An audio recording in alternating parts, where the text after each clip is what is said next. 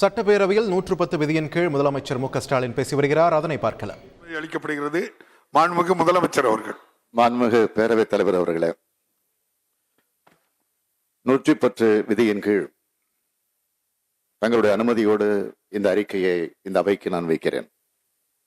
மாண்புமிகு பேரவைத் தலைவர் அவர்களே, வருகிற 24/4/2022 அன்று தேசிய பஞ்சாயத் ராஜ் தினம் கொண்டாடப்படுகிறது.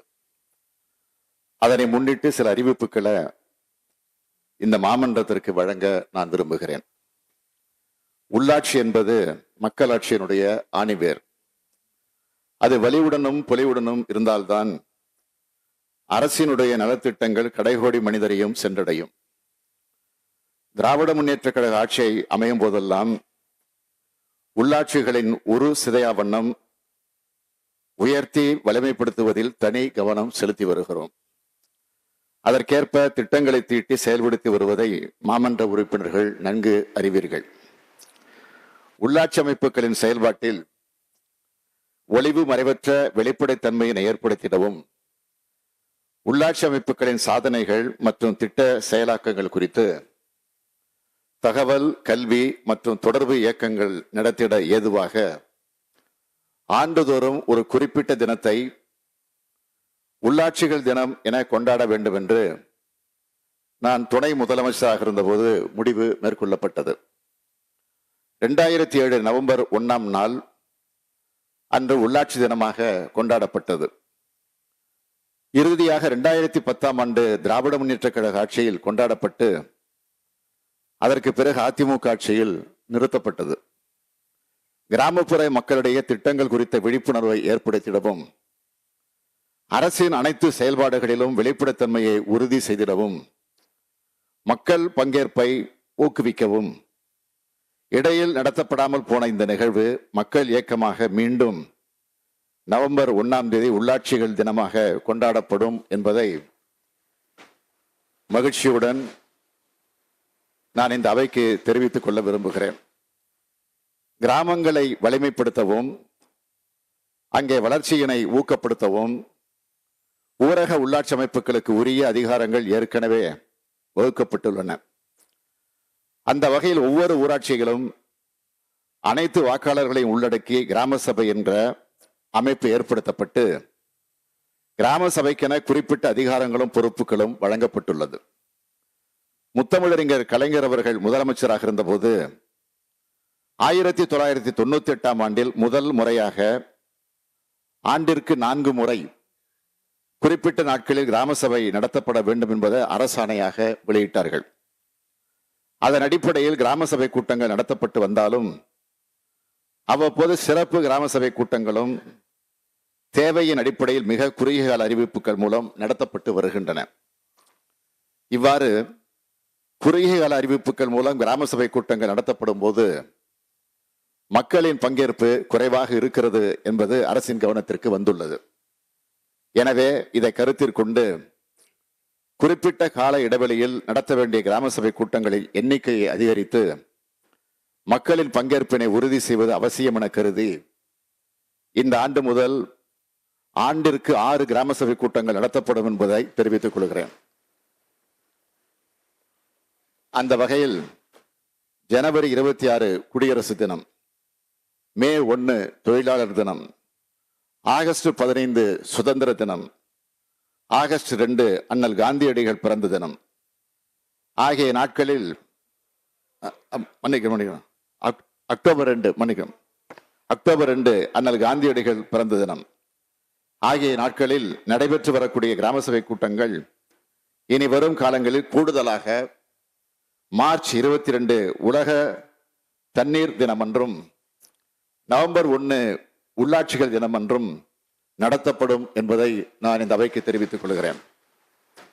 மாண்புமிகு பேரவைத் தலைவர் அவர்களே, அடுத்து ஊரக உள்ளாட்சி பிரதிநிதிகளுக்கான மாதாந்திர அமர்வுப்படி தொடர்பாக குறிப்பிட விரும்புகிறேன். முத்தமிழறிஞர் தலைவர் கலைஞர் அவர்கள் முதலமைச்சராக இருந்தபோதுதான் முதலாக மாவட்ட ஊராட்சி, ஊராட்சி ஒன்றிய மற்றும் கிராம ஊராட்சி பிரதிநிதிகளுக்கு அமர்வுப்படி வழங்க உத்தரவுகள் பிறப்பிக்கப்பட்டு இன்று வரை வழங்கப்பட்டு வருகிறது. அதன் பிறகு பல ஆண்டுகளாக உயர்த்தப்படாமல் இருந்த இந்த அமர்வு படியினை உயர்த்தி வழங்கிடக் கோரி பல்வேறு மக்கள் பிரதிநிதிகளிடமிருந்து கோரிக்கைகள் வரப்பெற்றதன் அடிப்படையில் மாவட்ட ஊராட்சி மற்றும் ஊராட்சி ஒன்றிய பிரதிநிதிகளுக்கு கூட்டங்களில் கலந்து கொள்ளும் நாட்களில் அமர்வு படி தொகை 10 மடங்காக உயர்த்தி வழங்கப்படும் என்றும் கிராம ஊராட்சி தலைவர் கிராம ஊராட்சி உறுப்பினர்களுக்கு அமர்வு படி தொகை 5 மடங்காக உயர்த்தி வழங்கப்படும் என்பதையும் இந்த அவையில் மகிழ்ச்சியோடு அறிவித்துக் கொள்கிறேன். இவ்வாறு அமர்வு தொகை உயர்த்தி வழங்கப்படுவதால் தமிழ்நாட்டில் உள்ள 12,525 கிராம ஊராட்சி தலைவர்கள், 99,327 கிராம ஊராட்சி உறுப்பினர்கள், 388 ஊராட்சி ஒன்றிய தலைவர்கள், 6,471 ஊராட்சி ஒன்றிய குழு உறுப்பினர்கள், 36 மாவட்ட ஊராட்சி தலைவர்கள் மற்றும் 655 மாவட்ட ஊராட்சி குழு உறுப்பினர்கள் உள்ளிட்ட 1,19,000 ஊரக உள்ளாட்சி பிரதிநிதிகள் இதன் மூலம் பயன்பெறுவார்கள். மாண்புமிகு பேரவைத் தலைவர் அவர்களே, ஊராட்சி ஒன்றிய குழு தலைவர்கள் தங்களின் ஊராட்சி ஒன்றிய எல்லைக்குள் செயல்படுத்தப்படக்கூடிய பல்வேறு திட்டப்பணிகளை கண்காணித்திட முதல் முறையாக 2008ஆம் ஆண்டு முத்தமிழறிஞர் தலைவர் கலைஞர் அவர்கள் முதலமைச்சராக இருந்தபோது 385 ஊராட்சி ஒன்றிய தலைவர்களுக்கு வாகனங்கள் வழங்கப்பட்டன. ஆனால் அதன் பிறகு 10 ஆண்டுகளுக்கு வாகனங்களே வாங்கப்படாத நிலையில் கடந்த ஆட்சியில் 2019-20ஆம் ஆண்டில் புதிய வாகனங்கள் வழங்குவதற்கான அறிவிப்புகள் மட்டுமே வெளியிடப்பட்டன. ஆனால் செயல்முறைப்படுத்தப்படவில்லை. இதனால் ஏறத்தாழ 13 ஆண்டு காலமாக புதிய வாகனங்கள் அவர்களுக்கு வழங்கப்படாத சூழல் உள்ளது. இதனை கருத்தில் கொண்டு ஊராட்சி ஒன்றிய குழு தலைவர்கள் அந்தந்த ஒன்றிய பகுதியில் மேற்கொள்ளப்படும் பணிகளை திறம்பட கண்காணித்திட ஏதுவாக தமிழ்நாட்டில் உள்ள அனைத்து ஊராட்சி ஒன்றிய குழு தலைவர்களுக்கும் புதிய வாகனங்கள் வழங்கப்படும். அடுத்தபடியாக கிராம ஊராட்சி தலைவர்களின் தலைமை பண்பினை வெளிக்கொணரக்கூடிய வகையில் ஊராட்சிகளில் சிறந்த நிர்வாகத்தினை ஏற்படுத்திடும் வகையிலும் சிறப்பாக நிர்வகிக்கக்கூடிய கிராம ஊராட்சி தலைவர்களை பெருமைப்படுத்த வேண்டும் என்கிற எண்ணத்தின் அடிப்படையில் நான் துணை முதலமைச்சராகவும் துறையினுடைய அமைச்சராக இருந்தபோதுதான் முத்தமிழறிஞர் தலைவர் கலைஞர் அவர்களால் உத்தமர் காந்தி கிராம ஊராட்சி என்ற விருது 2000 அந்த ஆண்டு முதல் வழங்கப்பட்டது. 10 முக்கிய காரணிகள் அடிப்படையாக கொண்டு ஊராட்சிகள் தேர்ந்தெடுக்கப்பட்டு தொடர்புடைய ஊராட்சி தலைவர்களுக்கு நற்சான்றிதழ், கேடயம் மற்றும் ரொக்கத்தொகை வழங்கப்பட்டு கௌரவிக்கப்பட்டு வந்தது. அந்த வகையில் 2006 முதல் 2010ஆம் ஆண்டு வரை 60 கிராம ஊராட்சி தலைவர்களுக்கு இந்த விருது வழங்கப்பட்டது. அதற்கு பிறகு இடைப்பட்ட காலத்தில் இவ்விருது வழங்கப்படவில்லை. இந்த ஆண்டு முதல் வழங்க திட்டமிட்டிருக்கிறோம். சிறப்பாக செயல்படக்கூடிய கிராம ஊராட்சிகளுக்கு உத்தமர் காந்தி விருது 2022ஆம் ஆண்டு முதல் மீண்டும் வழங்கப்படும் என்பதையும் ஆண்டுதோறும் மாவட்டத்திற்கு 1 வீதம் சிறந்த 37 கிராம ஊராட்சிகளுக்கு 10 லட்சம் ரூபாய் வீதம் வழங்கப்படும் என்பதையும் மகிழ்ச்சியோடு தெரிவித்துக் கொள்ள விரும்புகிறேன். மாண்புமிகு பேரவைத் தலைவர் அவர்களே, கிராம அளவில் ஊரக வளர்ச்சித்துறை மற்றும் வருவாய்த்துறைக்கு மட்டுமே அலுவலகங்கள் தனித்தனியே செயல்பட்டு கொண்டிருக்கக்கூடிய சூழ்நிலையில் பிற துறைகள் மூலம் கிராமங்களில் செயல்படுத்தப்படக்கூடிய திட்டங்களை ஒருங்கிணைத்து அதனை கண்காணிக்க கிராம அளவில் வசதிகளை ஏற்படுத்த வேண்டியது அவசியமாகிறது.